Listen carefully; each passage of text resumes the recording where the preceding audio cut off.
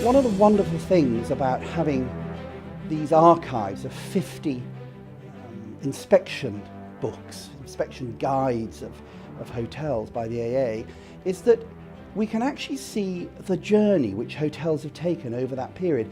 And it's an amazing journey, and it's a really, really big journey that's taken place in these last few years. Food has changed immeasurably.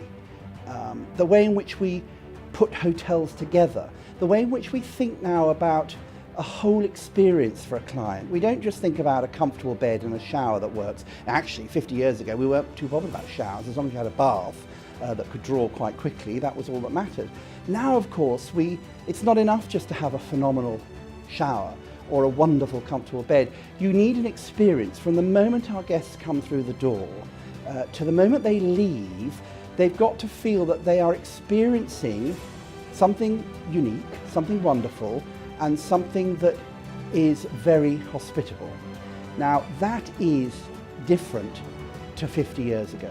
As an independent hotel, the guide's been very useful because it gives you a presence in the marketplace, which is quite difficult to do for an independent hotel without a national sales force working for it.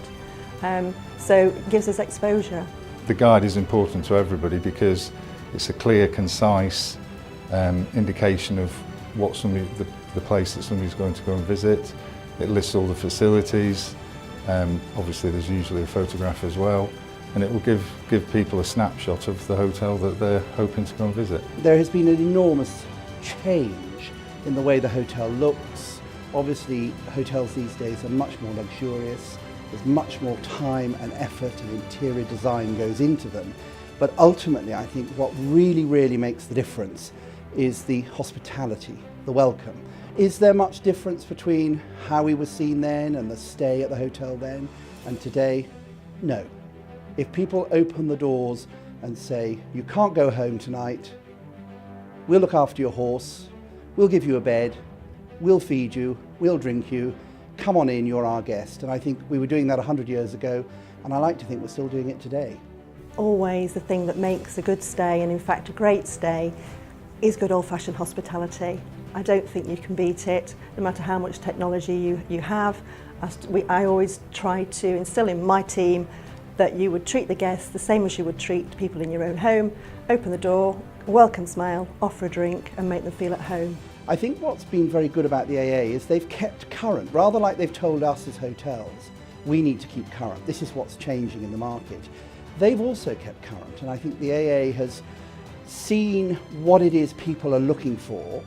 And one of the things that most people actually look for, I think, still, is to have a book they can put in their car, in their hand, and read it, and flip the pages over, and see what is similar, what's in the area, what the options are, in a way that you can't always do, to be honest, with the digital side of things. I've always found the inspectors terribly helpful. They share best practice with us, and we really enjoy the feedback and work from the feedback, and it's a great training tool as well. We actually look forward to our inspections. There are, as we know, guides that are no longer here, and the reason the AA is still here is because it is relevant, it's current, it changes as and when it needs to, and it remains relevant to those who want to go and stay in hotels, good hotels. The AA are recognised as being at the very forefront of the industry, and their view isn't prejudiced in any way. It's very important that we have guides such as the AA, so we can get professional, objective advice on what is good at the moment, what is worth going to visit, and what we should be looking out for.